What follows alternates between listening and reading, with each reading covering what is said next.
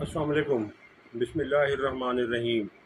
Rabbi इश्रह ली सदरी व यस्सिर ली अमरी वहलुल उक़दतम मिन लिसानी यफ़क़हू क़ौली। आज चीफ जस्टिस काजी फ़ायज़ ईसा साहब ने कहा है कि मुझे जितनी गालियां पड़ी हैं शायद किसी को उतनी ना पड़ी हों। अब ये काजी साहब खुद इकरार कर रहे हैं, तो मैं इस बात से इत्तफाक नहीं करता, क्योंकि उन्हें गालियां तो किसी ने नहीं दी और ना देनी चाहिए, क्योंकि वो काबिल एहतराम हैं, चीफ जस्टिस हैं।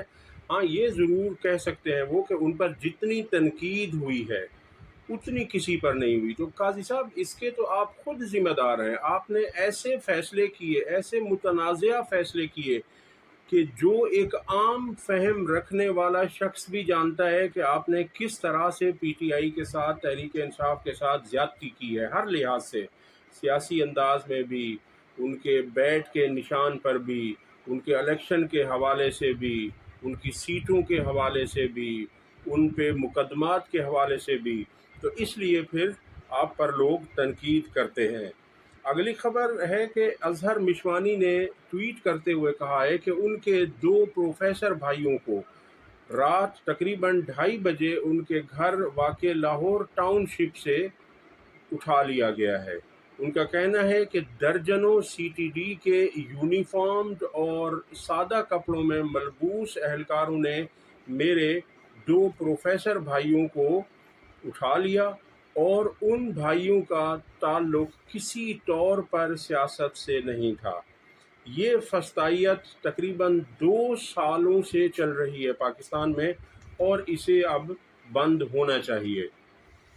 अगली खबर आपके सामने रखते हैं कि सुप्रीम कोर्ट में नैब तरामीम कलअदम करार देने के खिलाफ इंट्रा कोर्ट अपीलों पर समाअत हुई। चीफ जस्टिस पाकिस्तान जस्टिस काजी फ़ायज़ ईसा की सरबराही में 5 रुकनी लार्जर बेंच ने मुकदमे की समाअत की। इस बेंच में justice Aminuddin, justice Jamal Mandokhail, justice Athar Minallah और जस्टिस हसन अजहर रिजवी बेंच का हिस्सा थे। समाअत के आगाज़ पर साबिक वज़ीर-ए-आज़म इमरान खान को बज़रिया वीडियो लिंक अदालत में पेश कर दिया गया। फारूक एच नाइक ने दलाइल देते हुए कहा कि मैं हुकूमती वकील की कमेंट्स को या उनके जो दलाइल हैं उनको मैं एक्सेप्ट करता हूँ। यानी कि हुकूमती वकील थे मखदूम अली ख़ान, और उनका कहना था कि मैं उनके दलाइल को अपना रहा हूँ। फारूक एच नाइक के बाद अदालती मुआविन वकील ख्वाजा हारिस रोस्टम पर आ गए और ख्वाजा हारिस ने अपने दलाइल का आगाज़ कर दिया। इस मौके पर चीफ जस्टिस ने उनसे पूछा कि बताएं कौन सा बुनियादी हक नैब तरामीम से मुतासिर हुआ है। याद रहे कि नैब तरामीम को तहरीक इंसाफ के बानी इमरान खान साहब ने चैलेंज किया है, क्योंकि बकिया तमाम पार्टियां, जो बड़ी बड़ी पार्टियां नून लीग है या पीपल्स पार्टी है, इन्होंने उसकी सपोर्ट की थी। उनकी सपोर्ट इसलिए की थी कि उसमें इनके केसेस माफ़ किए गए थे। तो वाहिद तहरीक इंसाफ थी जिसने इस तरमीम को चैलेंज किया था। वकील ख्वाजा हारिस ने बताया कि मरकजी केस में बुनियादी हुकूक की खिलाफ वर्जी तफसील से बता चुका हूँ। नैब तरामीम आर्टिकल 14, आर्टिकल 9, 25 और 24 की खिलाफ वर्जी है। चीफ जस्टिस ने सवाल किया कि नैब ऑर्डिनेंस कब आया। ख्वाजा हारिस ने बताया कि नैब ऑर्डिनेंस 1999 में आया। चीफ जस्टिस ने पूछा उस वक्त किसकी हुकूमत थी। ख्वाजा हारिस ने बताया कि उस वक्त परवेज़ मुशर्रफ की हुकूमत थी। चीफ जस्टिस ने कहा आपके मुवक्किल की, यानी उनका इशारा इमरान खान की तरफ था, आपके मुवक्किल की हुकूमत आई तो एहतसाब एक्ट बहाल कर देते। परवेज़ मुशर्रफ ने तो कहा था नैब का मकसद करप्ट सियासतदानों को सिस्टम से निकालना है। बानी पीटीआई की दरख्वास्त पर भी कुछ ऐसा ही था। वकील ख्वाजा हारिस ने कहा हमारी दरख्वास्त में किसी सियासतदान का नाम नहीं लिखा।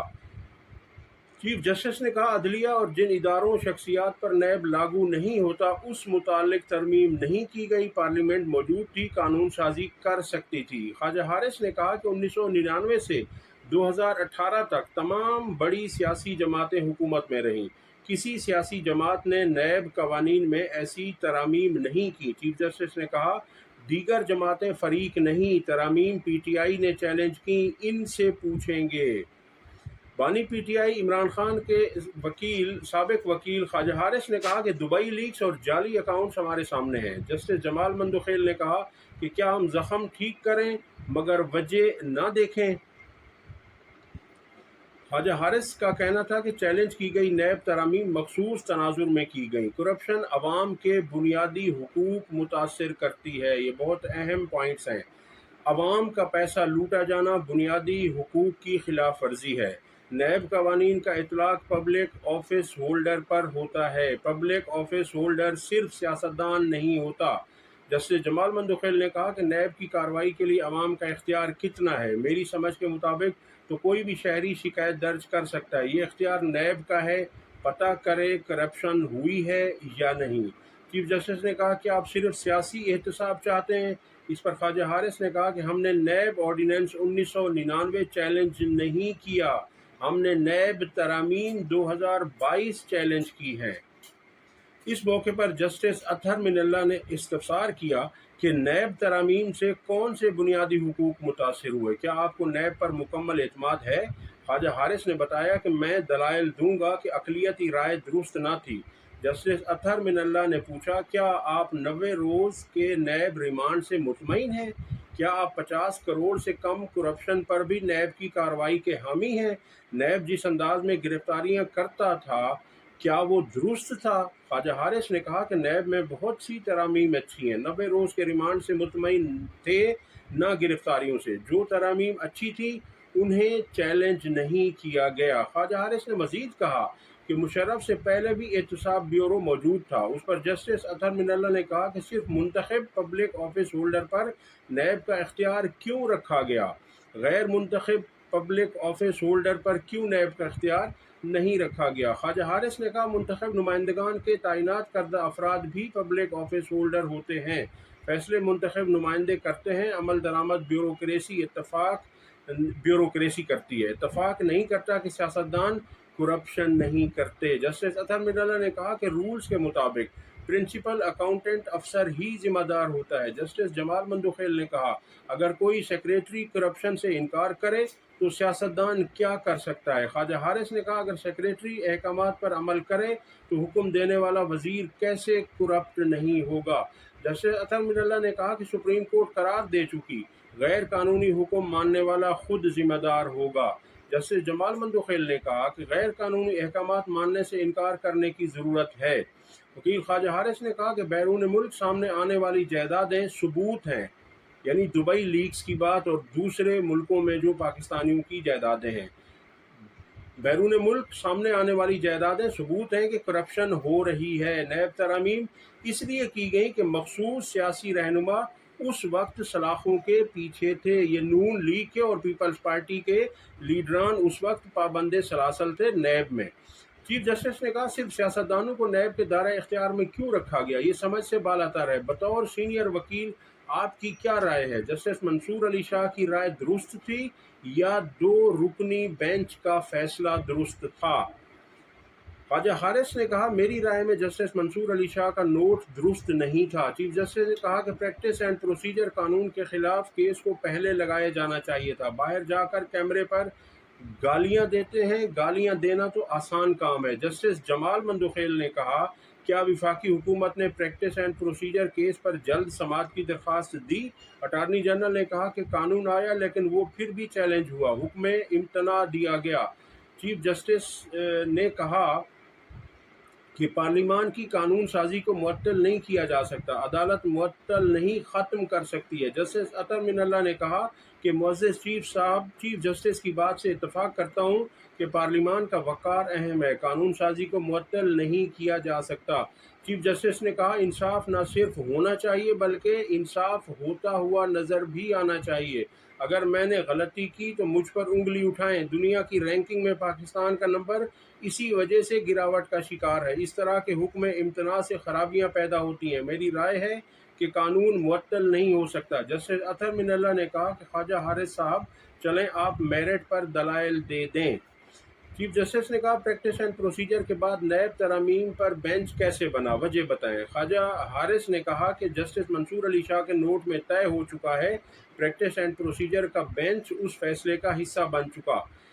چیف جسٹس نے کہا اسلام آباد ہائی کورٹ میں زیر التوا درخواست کو واپس لگانے کی کوشش کیوں نہیں کی۔ جسٹس جمال مندوخیل نے کہا کہ ہائی کورٹ سے نوٹس اٹارنی جنرل کو بھی ہوا تھا، اٹارنی جنرل نے کیوں وہاں کوشش نہیں کی کہ کیس دوبارہ لگے۔ چیف جسٹس نے ریمارکس دیے کہ جب پریکٹس اینڈ پروسیجر قانون بنا تو میں نے عدالت میں بیٹھنا ہی چھوڑ دیا۔ اس وقت یہ بحث چل رہی تھی کہ اختیار میرا ہے یا کسی اور کا۔ باہر جا کر بڑے شیر بنتے ہیں، سامنے آ کر کوئی بات نہیں کرتا۔ اصولی موقف میں سیاست نہیں ہونی چاہیے۔ اس پر جسٹس اطہر مناللہ نے وکیل سے کہا کہ سپریم کورٹ کے جج مانیٹرنگ جج تھے، اس کیس میں JIT تھی جس میں ISI اور IMI جیسے طاقتور ادارے بھی تھے، بتائیں اس کیس کا کیا بنا؟ اس کیس میں آپ وکیل تھے۔ اس پر وکیل عمران خان نے جواب دیا کہ طاقتور اداروں کی JIT میں شمولیت کے باوجود بھی کچھ ثابت نہ ہوا۔ بعد ازاں جسٹس جمال مندوخیل نے کہا کہ اگر کسی نے گھر بنایا اس کے پاس رسیدیں نہیں ہوں گی، کیا رسیدیں مانگنا کسی کو بلیک میل کرنے کے مترادف نہیں؟ جسٹس اطہر مناللہ نے کہا کہ جو آپ کے مرکزی کیس میں کلائنٹ تھے، اگر انہیں آج کہہ دیں کہ تمام اثاثوں کا جواب دیں تو آپ کے لیے مشکل ہو جائے گی۔ ان کا اشارہ عمران خان کی طرف تھا۔ خواجہ حارث کون سی نیب ترامیم کو چیلنج کیا تھا وہ لکھوا دیں۔ آپ نے سیکشن 19A5 میں ترمیم کو چیلنج کیا تھا، آپ نے سیکشن 14 کے حذف کرنے کو چیلنج کیا تھا، اور کیا تھا؟ خواجہ حارث نے کہا سیکشن 2 میں ترامیم کا اطلاق ماضی سے کرنے کو چیلنج کیا تھا، سیکشن 4، سیکشن 16، 21G اور سیکشن 25G میں ترمیم کو چیلنج کیا تھا۔ جسٹس اطہر مناللہ نے کہا کہ کون سی ترامیم کو کالعدم کیا گیا بتا دیں۔ خواجہ حارث نے سپریم کورٹ میں ترمیم کی تفصیلات لکھوا دیں۔ جسٹس اطہر مناللہ نے کہا کہ سیکشن 19A5 میں ترمیم کو کس بنیادی حق کے متاثر ہونے پر کالعدم کیا گیا؟ نیب کے قیام کا مقصد ہی سیاسی انجینئرنگ تھا۔ خواجہ حارث آپ اپنے موکل کو مشکل میں ڈال رہے ہیں، نیب ترامیم کالعدم ہوئی تو نقصان آپ کے موکل کا ہوگا۔ عمران خان اس وقت زیر عتاب ہیں، وہ نیب سمیت دیگر مقدمات کا سامنا کر رہے ہیں۔ جسٹس اطہر مناللہ نے اشارہ عمران خان کی طرف کیا کہ اگر نیب ترامیم کالعدم ہو گئیں تو عمران خان کو مشکلات ہوں گی۔ خواجہ حارث نے کہا کہ مشکلات کے باوجود عمران خان آج بھی ترامیم کا کیس لڑ رہے ہیں، وہ جانتے تھے ترامیم کالعدم ہونے سے ان کے لیے مشکلات ہوں گی، اور عمران خان نے واضح طور پر کہا کہ عمران خان ان نیب ترامیم کا سہارا کبھی نہیں لیں گے، وہ اپنا کیس میرٹ پر لڑیں گے۔ جسٹس اطہر مناللہ نے کہا کہ عمران خان کو اپنے اثاث آمدن کے مطابق ثابت کرنے کا کہیں تو مشکل پڑ جائے گی۔ کیا یہ بلیک میلنگ نہیں ہے کہ کسی کو بھی اثاث آمدن کے مطابق ثابت کرنے کا کہیں؟ جسٹس اطہر مناللہ نے کہا کہ آپ نے کہا تھا کہ کیا آپ بانی PTI کو کہہ دیا جائے پرانے قانون کے تحت اپنے اثاثے ثابت کریں، آپ عوامی نمائندوں کے لیے مشکلات بنا رہے ہیں۔ چیف جسٹس نے عمران خان کے وکیل سے مکالمہ کیا، اگر آپ اتنے ہی ایماندار تھے تو ایمنسٹی کیوں دی؟ جسٹس فائز عیسیٰ نے کہا کہ احتساب کا اتنا ہی سخت موقف تھا تو ٹیکس ایمنسٹی نہ دیتے۔ چیف جسٹس فائز عیسیٰ نے مزید کہا کہ الیکشن کمیشن نے اثاثوں کے الگ الگ گوشوارے بنا رکھے ہیں، انکم ٹیکس کی تفصیل کیوں نہیں مانگی جاتی، اس طرف کیوں نہیں جاتے؟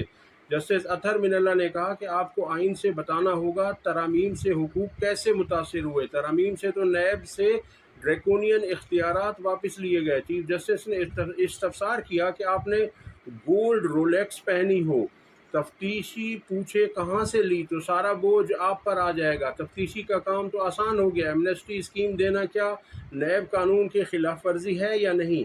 جسٹس اطہر مناللہ نے کہا آپ کیوں چاہتے ہیں کارروائی ہر معاملے پر نیب ہی کرے، نیب پر اتنا اعتبار کیوں؟